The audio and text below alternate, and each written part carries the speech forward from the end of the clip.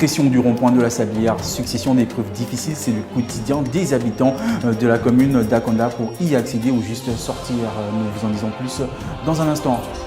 Banque des États de l'Afrique centrale vers une hausse du volume de liquidités injectées dans les banques. À l'international, nous reviendrons sur le décès du président tanzanien John Magufuli. Bonsoir mesdames et messieurs, vous regardez le 1945 sur Média 241. Les travaux d'effacement du rond-point du jardin de Jade à l'entrée du quartier Sablière dans la commune d'Akonda ont débuté cette semaine. Selon des sources officielles du ministère des Travaux publics, ces travaux visent à augmenter la fluidité du trafic routier en direction et au départ d'Akonda. À pied d'œuvre, les ouvriers aux commandes des engins s'affairent à construire un mur de soutènement dans le sens Akonda Aéroport. La faible fluidité du trafic routier dans la zone nord de Libreville est une problématique pour les autorités qui souhaitent offrir aux usagers une meilleure expérience de mobilité. Réputée pour ses embouteillages monstres, la commune d'Akonda pourrait bientôt bénéficier de cette nouvelle infrastructure dans les délais de 6 mois selon les informations publiques sur le panneau de ce chantier. La Banque des États de l'Afrique centrale, BEAC, a été invitée à augmenter le niveau des injections de liquidités dans les banques.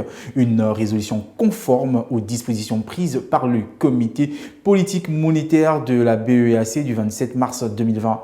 Le 16 mars 2021, lors de son opération hebdomadaire d'injection de la liquidité dans le secteur bancaire de la CEMAC, Cameroun, Congo, Gabon, Tchad, RCA et Guinée équatoriale a placé une enveloppe de 250 milliards de francs CFA disponible. Cependant, l'offre était inférieure à la demande qui était à hauteur de 263 milliards de francs CFA, soit un dépassement de 13 milliards de francs CFA, une situation qui a poussé les acteurs du marché bancaire à inciter la BEAC à revoir son offre hebdomadaire à la hausse.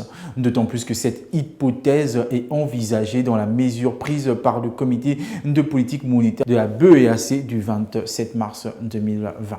Le président tanzanien John Magufuli est mort le 17 mars 2021 à l'âge de 61 ans, a annoncé la vice-présidente Samia Suluhu Hassan. À cette occasion, le président de la République gabonaise, Ali Bongo Ondimba, a rendu un hommage aux disparus. Je rends hommage au président John Magufuli qui nous a quittés prématurément. Celui qu'on surnommait le bulldozer était un fervent partisan de l'indépendance réelle du continent africain. J'exprime mes condoléances à sa famille et mon entière solidarité au peuple tanzanien, a-t-il déclaré sur sa page Facebook.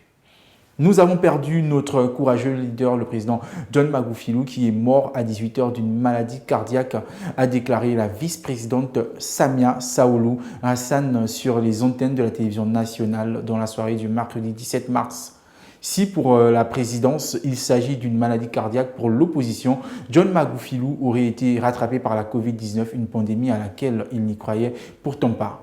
En effet, une semaine plus tôt, le leader de l'opposition, Tundu Lissu, en exil en Belgique, avait commencé, comme d'autres, à s'insurger publiquement sur l'absence du président, le disant atteint d'une forme sévère du Covid-19 aggravée par des problèmes de santé.